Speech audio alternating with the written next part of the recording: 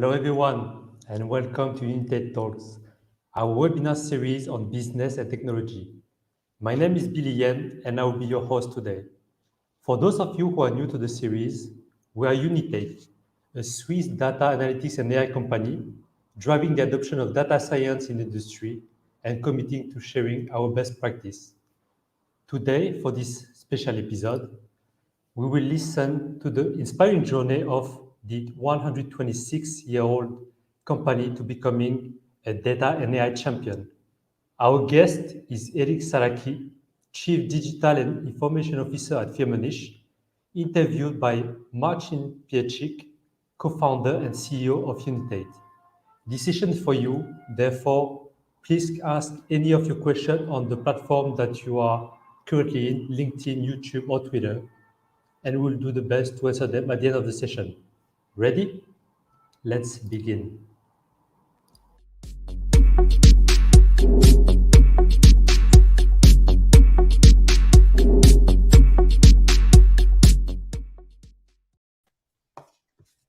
Hello, I'm Marcin, founder and CEO of Unitate.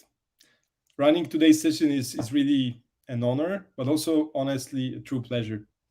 So we're gonna share with you a story of extraordinary company with 126 years of history, and we have a great guest with us, who is one of the key drivers behind this journey.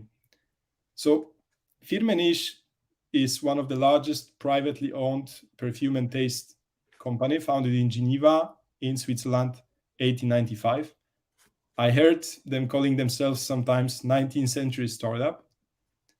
Firmenich touches more than 4 billion people several times a day through sense of smell and taste. And from what I can tell you from my perspective, of somebody who has been working with them for now nearly 5 years, it's a company with very great inclusive culture and true spirit of innovation. And we have with us Eric, Chief Data and Information Officer of Firmenich. So a few words of introduction, Eric. Not data, digital. Oh, sorry, digital. Eric joined Firmenich in 1992 as a trainee, I hope this is correct, in manufacturing and logistics division. Yeah. And he went through various ranks, as you might imagine, to take on the role of CDIO of the company. In 2018, he received the Best CIO of Switzerland award. In 2020, he's been nominated Digital Shaper in Switzerland. And last year, with his team, they received Digital Economy Award. He says himself that he's passionate about people, digital, innovation, and music. And as someone who knows him a little bit, I can say this is absolutely true. Very, very welcome, Eric. Thank you for being with us. Thank you, Marcin, for the invitation. Really, really honored and humbled being here today. Thank you. Super. So let's get it started. I have first question for you to warm up the discussion.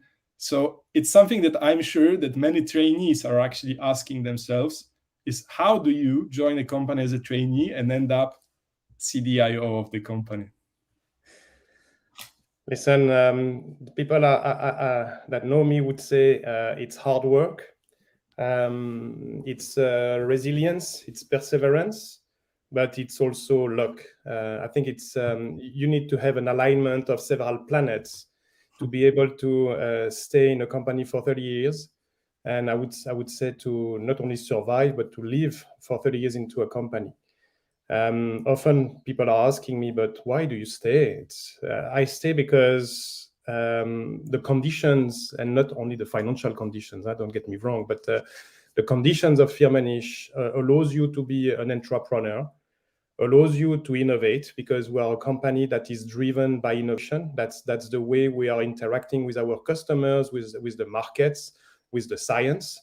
And all of that together makes you stay. I mean, and I've been lucky in all the assignment I had to have success, thanks to the support I had around me and to the people that were always supporting and working with me. So that's why. And every year you say, no, I'm going to leave. Now it's over. I'm going to leave. And guess what? No, you stay and you create new things and you move on with your career. So voila. That's why I'm here. But there is one particularity when you are so long with your company, is that you have to live with each single of your decision, because obviously a system has a memory and not only computers. Very good. So perseverance and walking the talk. This is what I take out of what you. And resilience also, a lot of resilience. I can imagine. Look, I think many people join this session because they are interested about the journey you've made in the digital and analytics space. Like, I would be curious if you could take us back to maybe 2016, 2017 and tell us where you've been there, and fast forward to today and explain us the key things that have changed. Okay.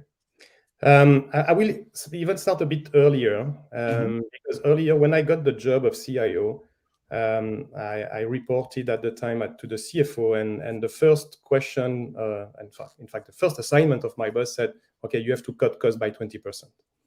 And when you have to cut costs by 20%, you have to rethink everything. But you also come into a company that has a very low level of education of what is the potential of technology. What is IT? Okay, they understand that it's the low battery life, it's the heavy laptops at the time, and you can't reach the systems, and it's not as nice as an iPhone, and you have to fight against all those moments of challenge with the team. You have to restructure, you have to change your operating model.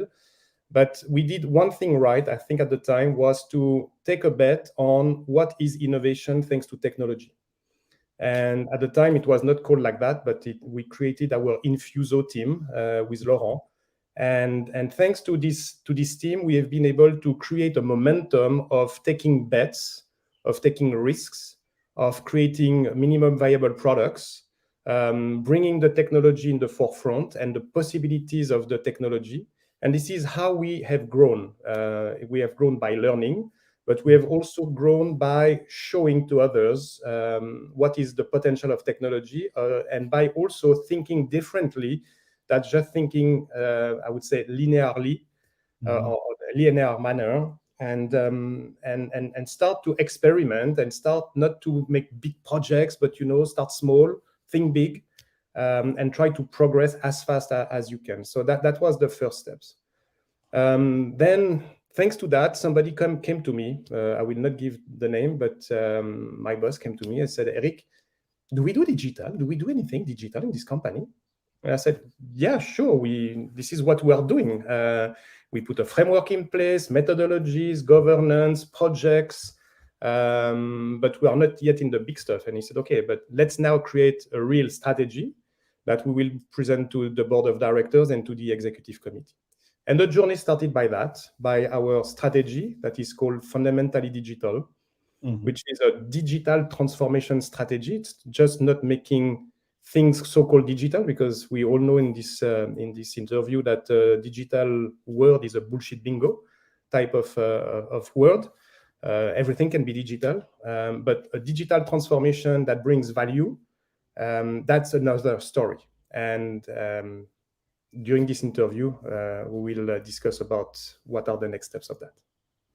Great. Yeah. So I heard a few things. So creation of Infuso team, changing probably quite a lot the mindset, right? You mentioned previously running big projects, and then starting more small, creating MVP and working on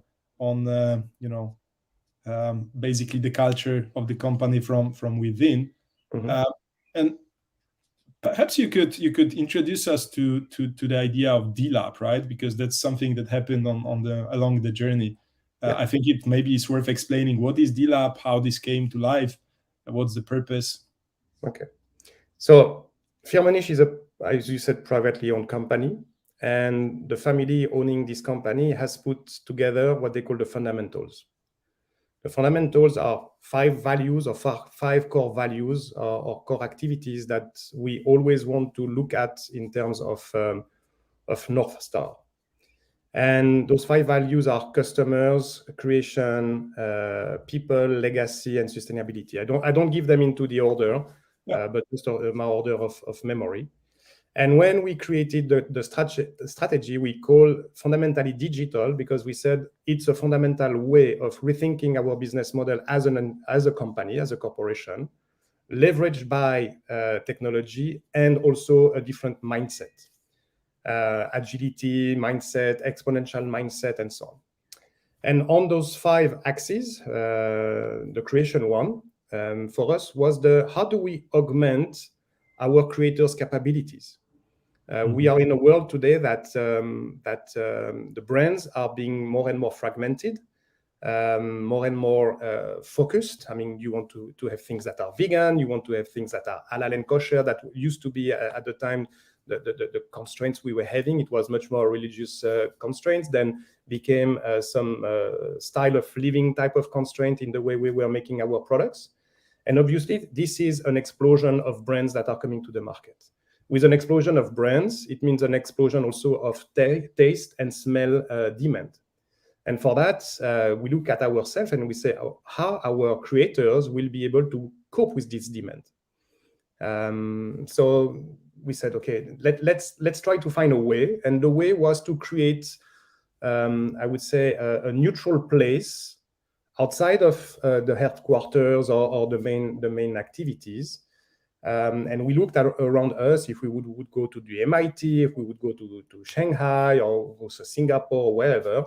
And we decided to say, okay, there is a very nice place at 60 kilometers away from our headquarters, which is the Swiss Institute of Technology, the EPFL. And let's rent a space there because they have a particularity. They have this innovation park. And thanks to this particularity of this school, we have been able to rent a place where we put people from R&D, people from perfumery, from Taste and Beyond, from R&D and technology, and developers, startups, students, professors. And this is how was the genesis of the DLab. We said we wanted to disrupt the creation, how we are doing, which is really a core activity for the company, by augmenting our creators thanks to advanced machine learning capabilities. And this is how both of us met. I will never forget that day when usually to all the people that are telling me, okay, I can do great things for you, let's have a coffee. If I say yes to everybody, it would be a full-time job. But that day I didn't know. I said yes, and we had this great adventure starting together, the Unitate adventure and our collaboration together. So that's what the DLab. It's about augmenting in an ethical way, because ethics means a lot, especially in machine learning and unregulated environments, with high tech and really advanced capabilities in terms of technology and data science. And one maybe silly question: what is the D in the DLab? Is it digital, data, dream, something else? Up to you. Okay. I have my definition. Okay.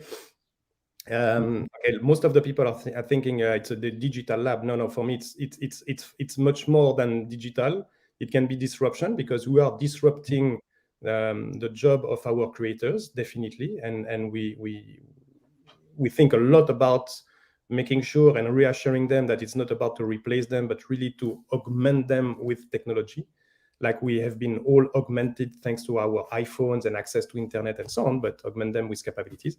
For me, it's dream, because the DLab has been one of my dreams in my career of tech guy, creating a place where you can learn, where you can make mistakes, that those mistakes are transformed in learning, because we all know that fail is something that all corporations hate, but fail for me means a first attempt in learning. So it's a place where we can fail, where we can take risk, that where we are protected from the governance and some of the processes of the corporation, and this is where you can realize your dreams, and that's for me the place. So this is interesting because I think many companies are trying to do that. They try to reinvent themselves and they realize it's very difficult to do it from within because the system usually is defending itself. So they try to start almost from scratch as a separate kind of entity where there are no constraints, where there is more freedom, and then somehow bring this back home.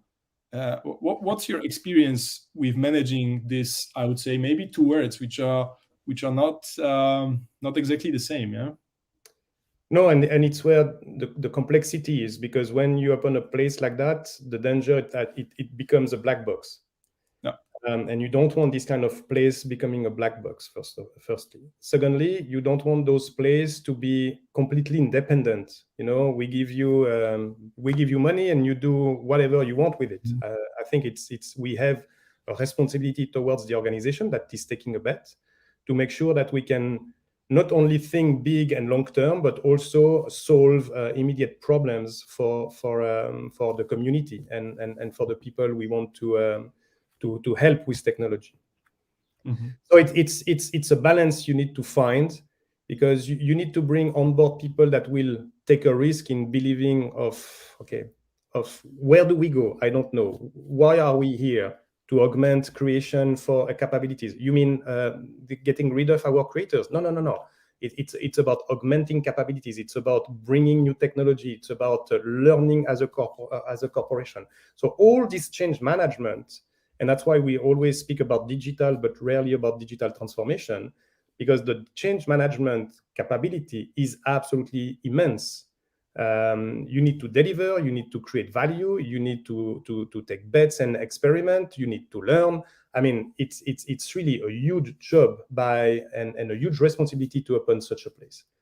And the ones that thinks that digitalization is just to go in Palo Alto and see some startups and say, okay, I'm going to open a lab and I'm sure something big, a unicorn will come up of this. I mean, sorry, it's not as simple as that. So it's really hard work and a lot of change management and learning. I have a bit of unfair advantage of being relatively close to what you do in DLab and knowing things you do in there. And from that perspective, and also seeing various labs over the course of my career, oftentimes those are a little bit like you just described. So it's a lab put in a fancy place with few people in, not very clear mission, burning some money. Many companies close them after a few years. And I think what I noticed with the DLab is that there are really tangible outcomes coming out of the DLab. And there's been quite a few, I would say, big successes. I don't know how much you can share, because obviously those are strategic topics, but would you be able to give some examples to the audience of things that the DLab created that are now in use? Okay, what we have announced mostly, I can tell you, there are many things that we have not announced that we have given back to the corporation and our creators. We have created the first ever flavors. It means that you give to the machine a few keywords, and the machine is capable of matching the brief for the taste thanks to an algorithm. So that's something that is immense, because it's not the memory of and the savoir-faire of a person, it's the discovery of a machine. What we never announced, but and we were shy in announcing that at the time, we were also the first one in creating the first perfume. So our competition has been less fearless at the time, and I'm happy they've been able to do it, because I think having competition is always really healthy. But we have been able to, thanks to machines, to match a brief, meaning matching what we call olfactive descriptors. A perfume has olfactive descriptors, meaning it smells woody, a bit fruity, and so on. And you give that to the machine, and the machine is capable to create those formulas that are then proposed to a creator, and the creator smells them, and his brain and his memory makes him saying it's not really good, or yeah, it's really surprising, I would not have done it that way, and make change of few parameters and start to build on this skeleton that is proposed to the creator. So these are the big things we have done. Also, we are merging art and technology. Because the work of a creator is to create, and there is an artistic element into that. And into this artistic element, We have learned from AI and data artists that were around us. I mean, we created a network. We've done the first one. The first one we worked with. His name is Pindar van Arman. He's a portraitist based in the US, making portraits based on AI and robotics. And Pindar explained to us and to our creation community what is art and what is the limit of art with technology, and is technology replacing the artist? And so he has been really reassuring at the time.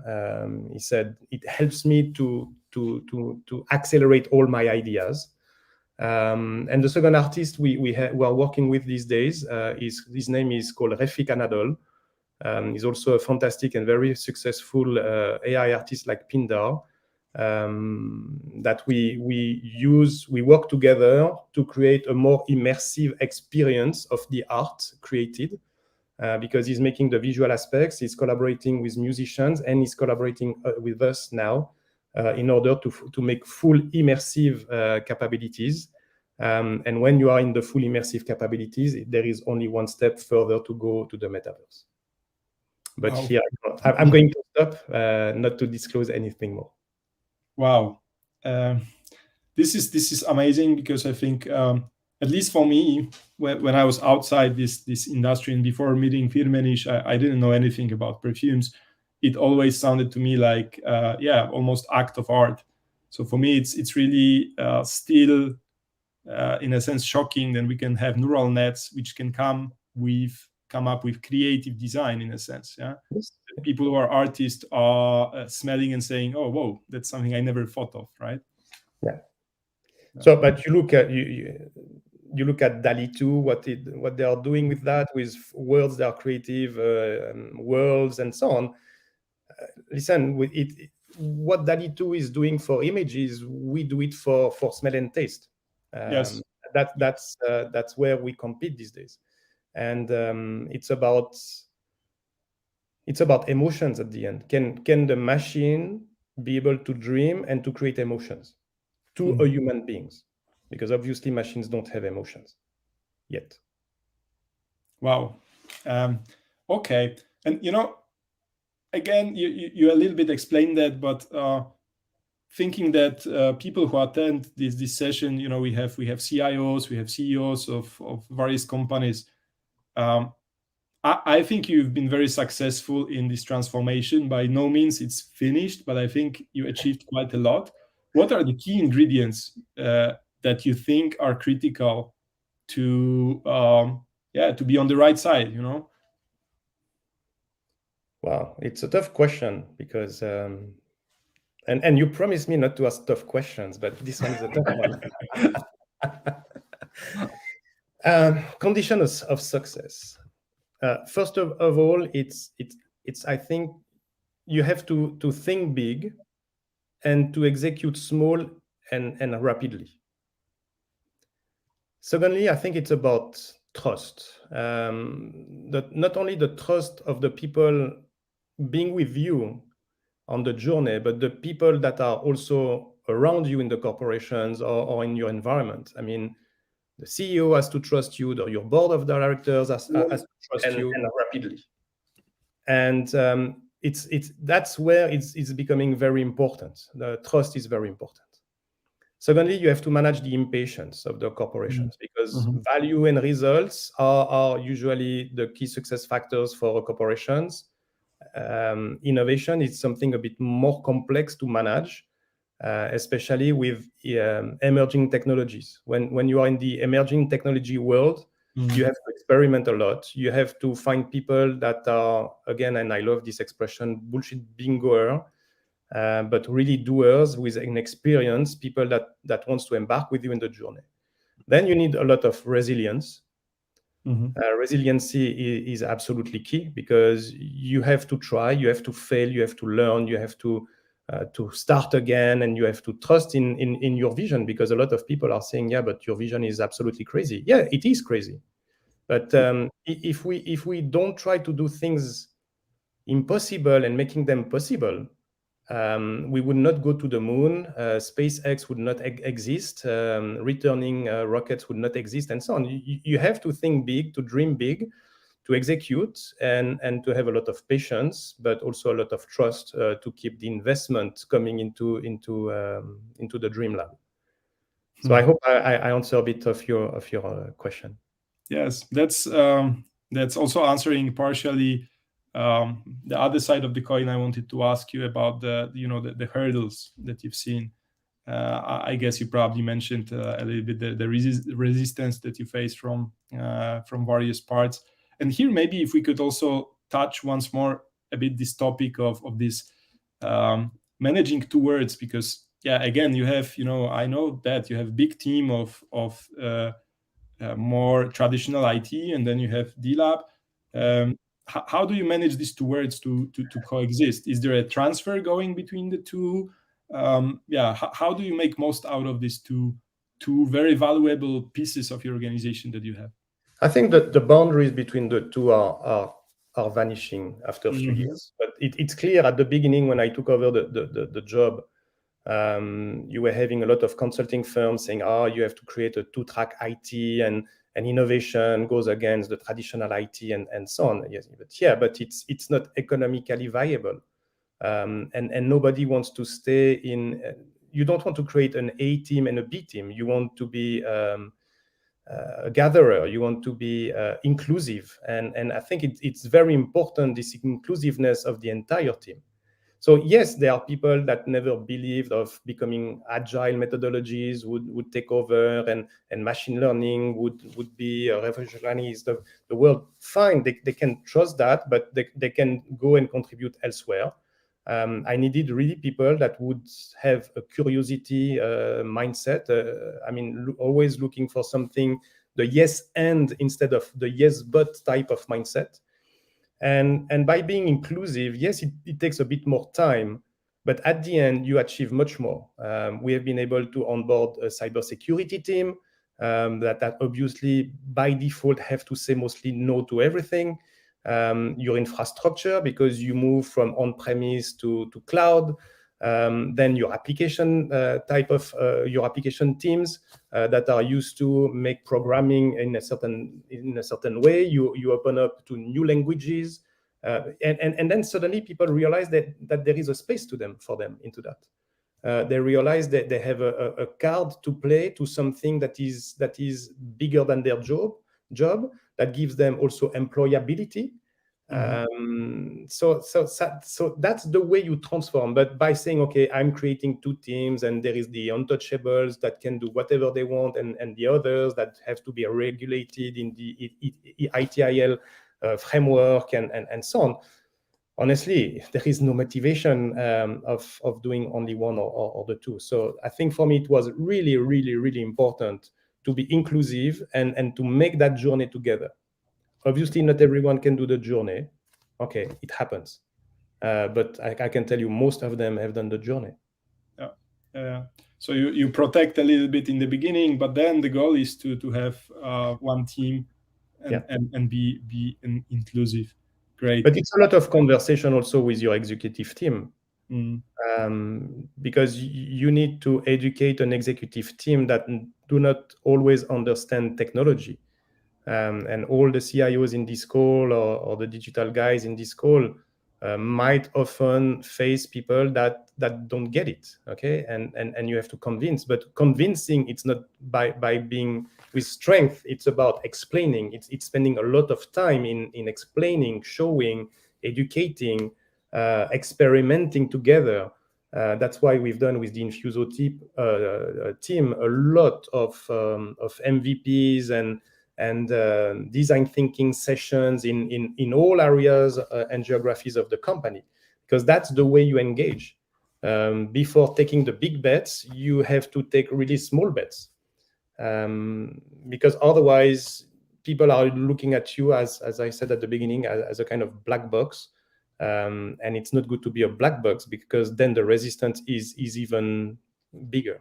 Yeah, that's one thing, again, from my perspective, a bit inside, a bit outside, what was impressive is that it was really never a black box, and there was a lot of effort being made to bring people in to DLab, for instance, and evangelize the topics and also get them excited about those topics. I was really impressed. I've been in some of those sessions where various parts of organizations were joining, sessions in the DLab, and I rarely have seen so much excitement, in about the digital, about AI, about those topics that was really kind of bottom up emerging from those teams. And when I saw that, I was saying, wow, this is impressive, because this is really what this boils down to. If you have this tool that you really use as a vessel to transform the organization, and you see that this starts to resonate with people in different parts of the team, I would say that the job is well done. There is also this moment when what I would call the success or the oh shit moment, meaning that but those guys are doing it. Okay, they are just not a bunch of dreamers and so on. There is a real outcome coming from the activity, and then you create a moment of impatience. And this is the moment we are in today. It means that the DLab cannot solve all the problem of the company, obviously. It cannot address all the requests, so it's creating frustrations.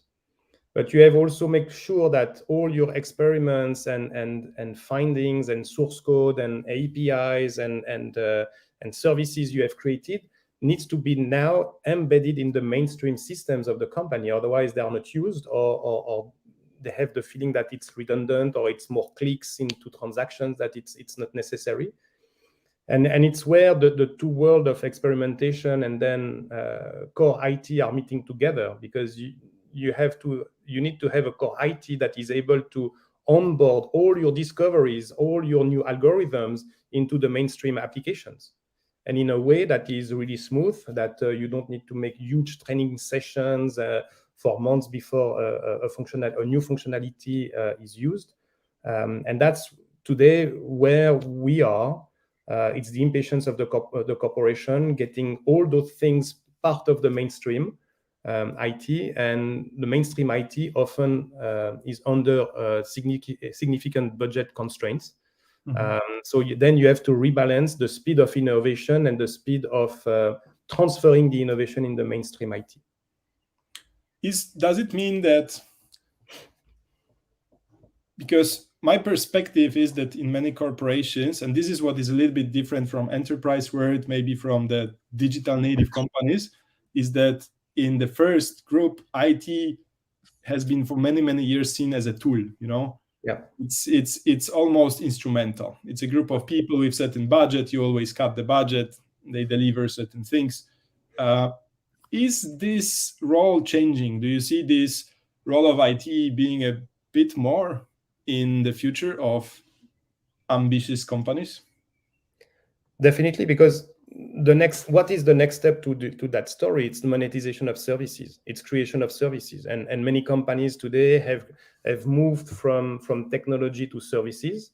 And how do you monetize those services? How do you onboard maybe customers or other companies in your journey that would love to use your services and pay for them, because these are accelerating certainly many of their activities or their data discovery and so on. So that's why I'm also often pushing for a lot of co-creation and collaboration with our customers, with our partners, but whomever would like to collaborate with us into this creation phase. Typically with Refik Anadol and the data artist he is, it's a collaboration on something new for the corporation. Creating Scentmate, our brand for mid to small markets. Most of the algorithms that are in Scentmate today have been developed at the DLab. These are byproducts or co-products that we have developed. Obviously, the digital commerce platform, we are in a B2B environment, so digital commerce, obviously, in a B2B chemical company is not something like Amazon for consumers, but we brought also the mindset of innovating, the mindset of bringing value, the mindset of selling services, or at least providing services to customers in a different way. We have also our Path to Farm traceability tool that we announced that is capable to trace from the crop field up to our customers, 5 high-end supply chains for natural products, on which we don't want only to master the quality of the products, but also our impacts on communities. And here we are accumulating data points. But when we started all those journeys, everything started by the buzzwords of technology. Should we do blockchain? Should we do AI? Should we do whatever? But we all know when you are in the job of technologies that these are buzzwords. If you don't have a purpose, if you don't have a vision around that, it's only buzzwords, and at the end you achieve nothing. So that's also part of the journey today. Agree. And so what I'm taking from you also here is that that a lot of the role of IT is evolving from just being service to really being a driver for the new business models, for the new ways of working, for the new ways of basically running the successful company. So it seems to me it's much more proactive, the role.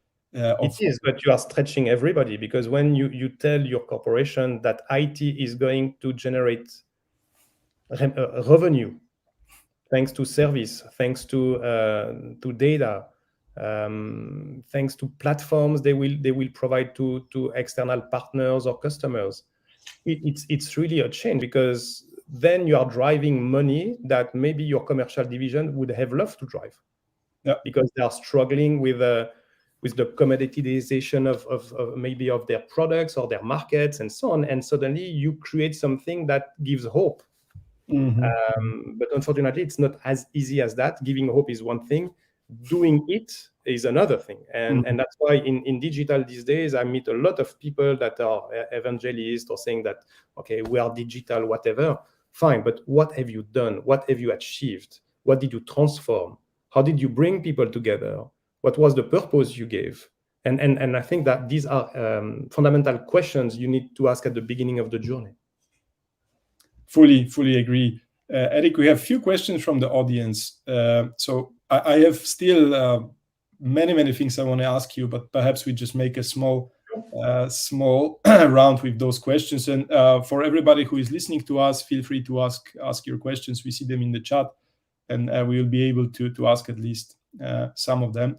So the first question is about transversal collaboration in the DLab. So basically gathering, same data science team, the noses, so the perfumers, the creators, IT people, biology people, all together. So I guess the question is if you do it and if you see benefit in doing that. And that was the genesis of the DLab. R&D was doing things in their own corners. Commercial teams were doing things with external companies. IT, we wanted to do things, and we were starting to do things, and so on. So we were having 3-4 initiatives in the company that were doing things in their own corner. So when we asked the executive committee and the board of directors of creating the place we have created, like the DLab, the main aspect was, how do we bring everybody together? Okay, and it was the key aspect. So there is no other place in the company where we will do augmented creation in any way. Obviously, these are rules that you set in at the beginning, and that you have tensions around those rules, because everybody thinks that he can do better without the others. But when you bring people together and you find a way of onboarding and ensuring the collaboration, then you have a fantastic acceleration in the capabilities you are doing. And that's what we have done. We have brought creators, we brought developers, we brought scientists, we brought evaluators of perfumes and flavors. We brought all those communities together. And guess what? They discovered each other their job. They discover each other the impact they have on others. They discover similarities or differences that can be used cross-functionally. And then suddenly the magic happens. Okay, and that magic, you can only do it by being, again, inclusive, and showing the diversity in all senses, and also having this cross-functional collaboration that is a huge acceleration. We tend to work in silos in corporations, but here we work horizontally in a small place. I mean, that was really the nut we wanted to crack. Super. Thanks for the answer. And I have two other questions from the audience. So maybe I read them together. So I think we answered that partially, but maybe we can answer it once more very clearly. So which were the business areas that digital was focused on first? And second, related to that is how to embark the business in the digital transformation. I think you also answered that, or at least some angles of that, but maybe you can reiterate. So which business? Okay, we started by the most complicated business area. Okay, let's be clear. For us, the heart of our company is creation of flavors and perfumes, and we started by the most complicated. But we also did things for HR. We did things for supply chain, predictive maintenance, forecasting departure of employees, forecasting in finance, forecasting the revenue, and so on and so on. We have many examples that you can also talk about, Marcin. But the biggest one is definitely around creation these days. And how do you embark the business? I think the coolness of the DLab, okay, the coolness of a place, because when you come to the DLab, it's really a nice environment.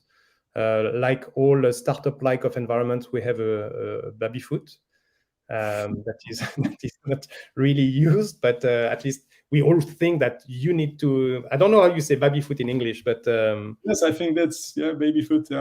It's true. It's a startup cliche. You have to have one. Cliche, and then okay, in the startup cliche, you do things that are a bit different. Meaning, in the startup, you work really hard to provide things, and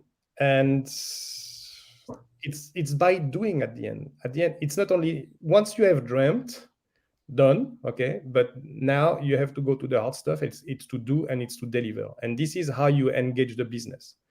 That there is an outcome. The impossible became possible, and that's how you engage. Otherwise, you don't engage. It's if you are only there to make workshops, post-its on the wall, and talk, people will lose their patience because you don't bring value. Yeah, I maybe add on that and give you also time to maybe drink a sip of water, because I have some experience with that one. I think what Eric described on the outcomes is super important, but I love the agile and iterative approach to that. I've seen many times us starting projects and business people in the first few sessions sitting like this, very skeptical, very defensive, and week after week, opening up little by little up to the point where they really sit with you and they understand really, on a deep level what we can do together. This is really beautiful moment because they start really seeing this is not PowerPoint, this is not slides, this is not us just talking or selling something.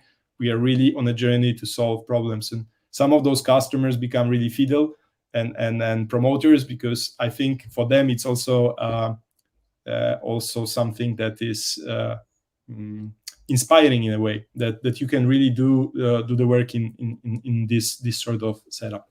Yeah. And you need also to believe in what you are doing at the end.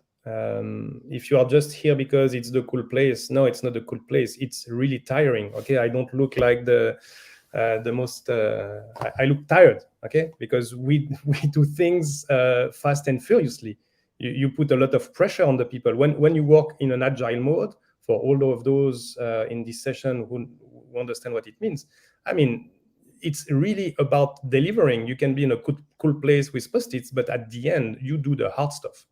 And you are not counting hours anymore. And because you live a kind of passion, I live a passion, definitely. And you might certainly hear it in the way I express myself.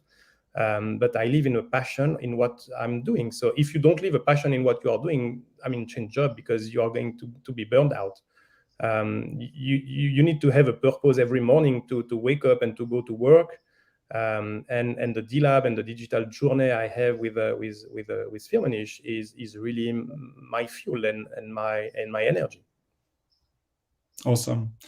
2 more questions. First, maybe we got a comment. So baby foot is a table football in English. So Thank you. We learn all life. So thank you. That's useful. Question. So could you describe the role and attitude of C-level leadership in creation of this initiative? So the C-level here, first is, I said it at the beginning, it's about having their trust. Okay.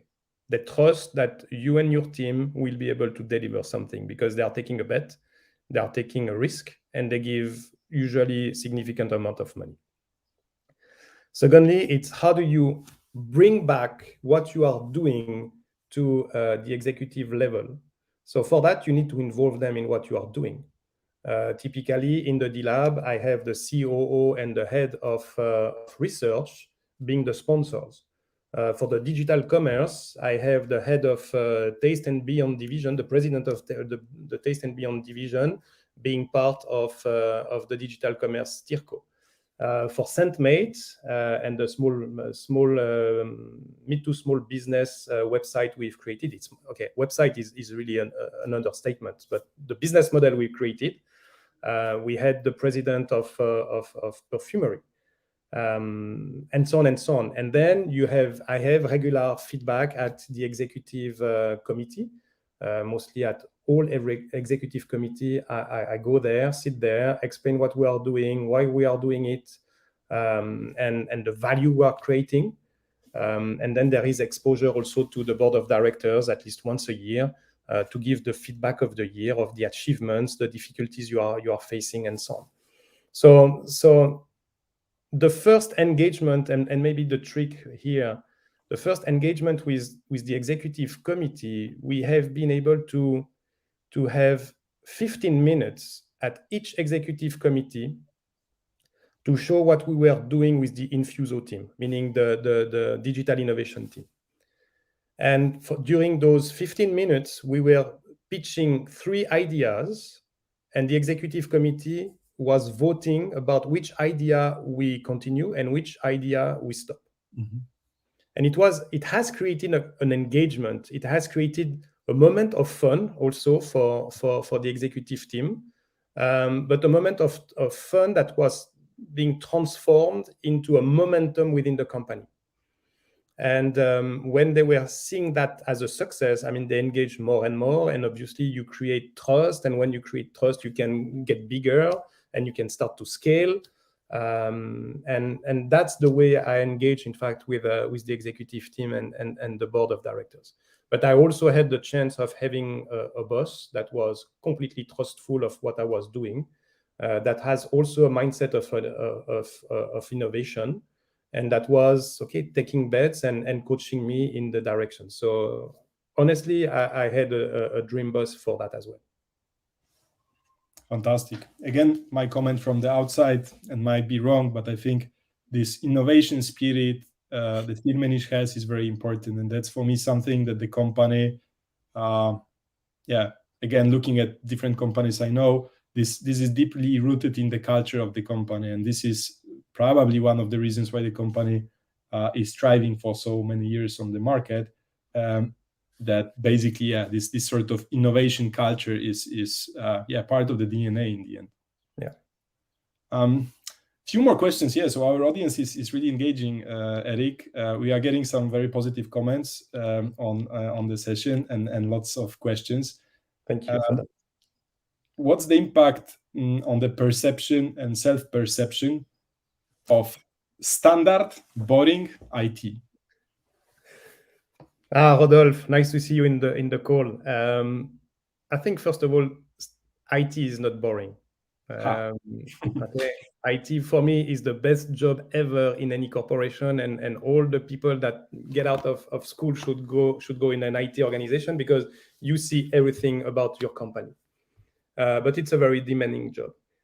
The self-perception that I don't know how to answer your question, to be honest, because by being inclusive all the time, by saying, guys, your contribution when you are in the service desk about the digital sales, what is your contribution when you are the leader of the cloud capabilities, when you are the leader of the ITIL processes, all of those people have been shown what their contribution to the end result is.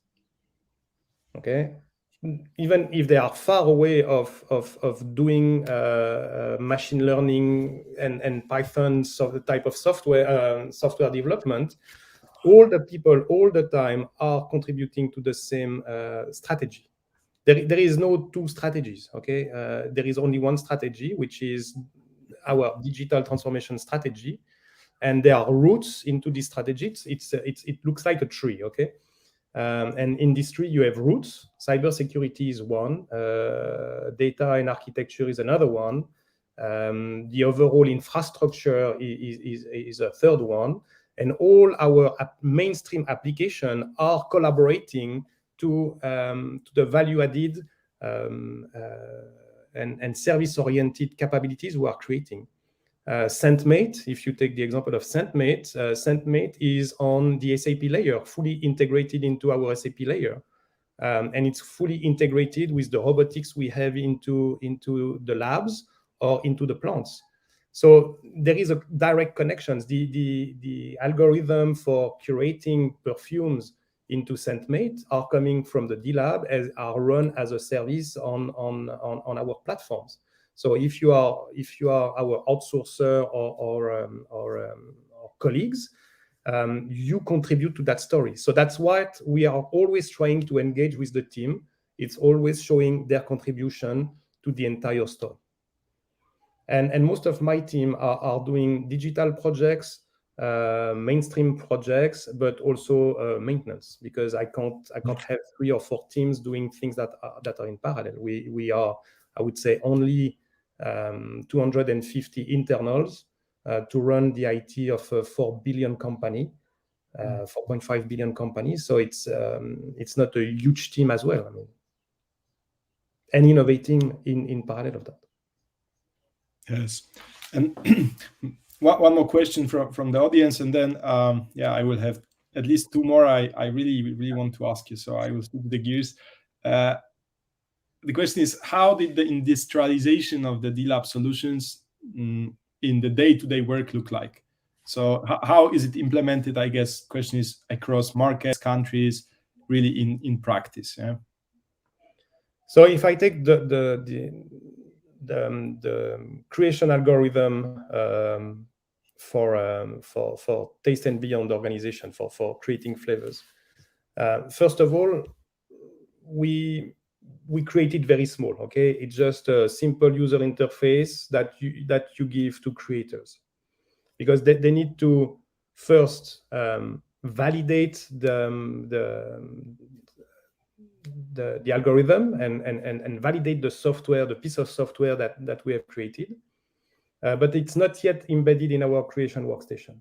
And once we validate the hypothesis, once the system is becoming more and more independent, then we connect it as a service into the main application. And this is what we are currently doing. We are in the validation phase of all those algorithms.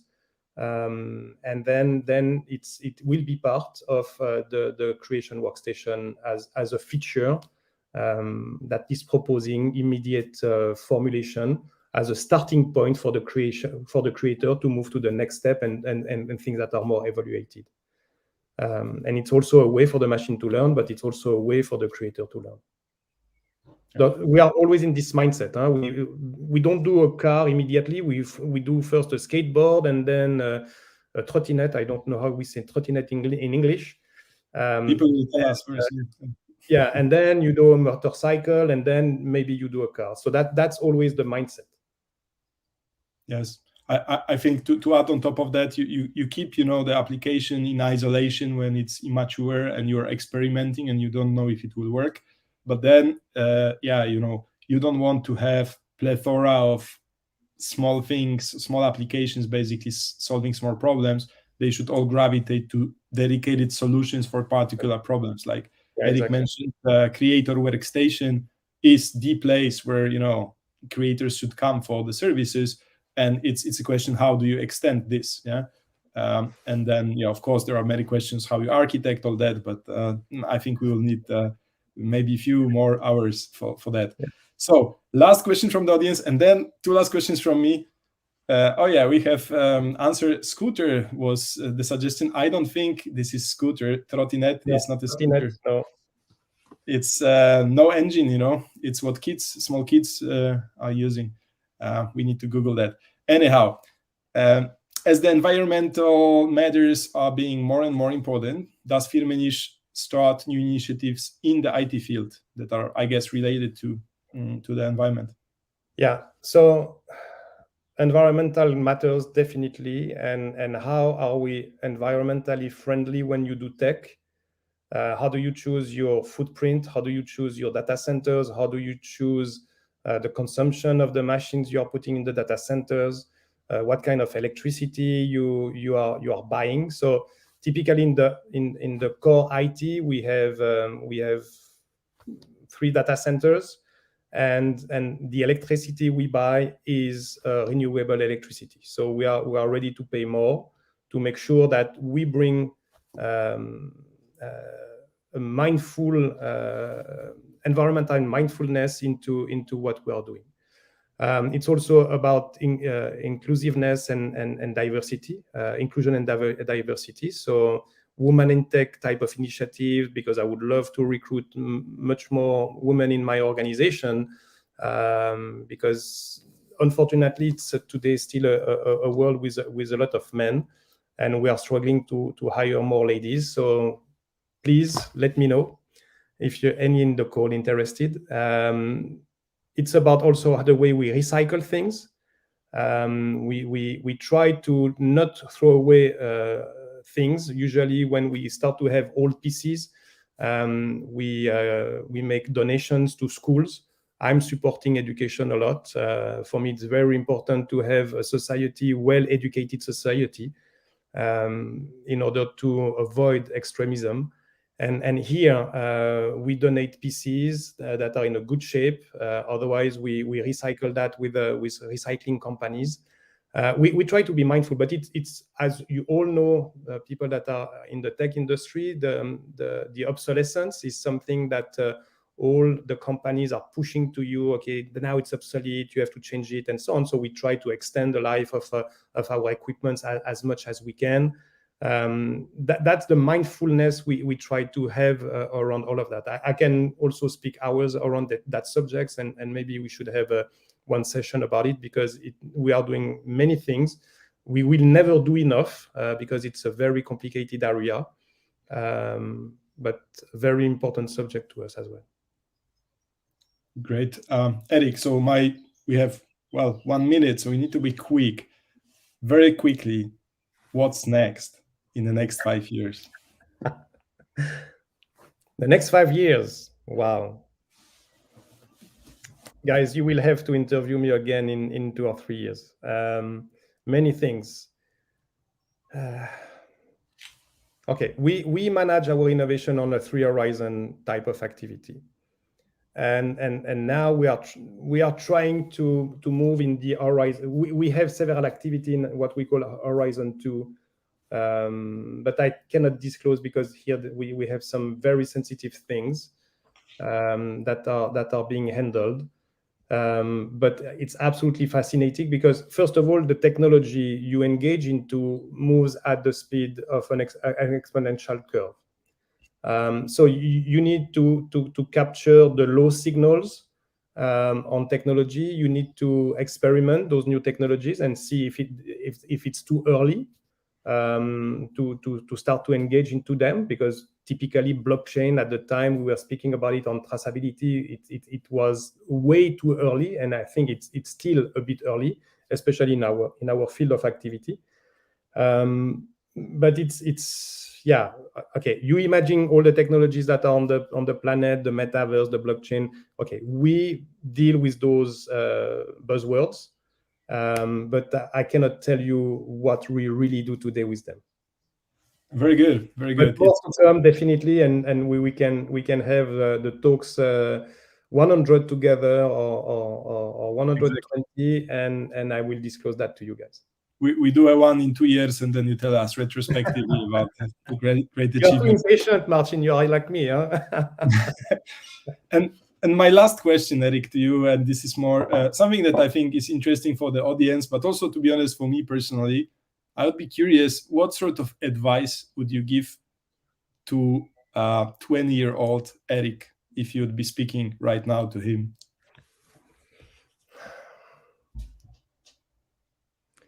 Okay, if I would do things differently in my career, and today I would go and learn things from different environments. I would not go only to the mainstream schools. I would start to educate myself either at the Singularity University. I would go to those thinkers in either in China, because we cannot undermine the technology coming from China. We need to understand that more and better in the Western countries. I would go definitely on the West Coast and maybe work in a couple of startups to understand what is the rhythm of a startup, because a lot of people are thinking it's a dream world, because corporations are not attractive as they used to be when I started my career. But it's also hard work, but you are learned to work in different environments.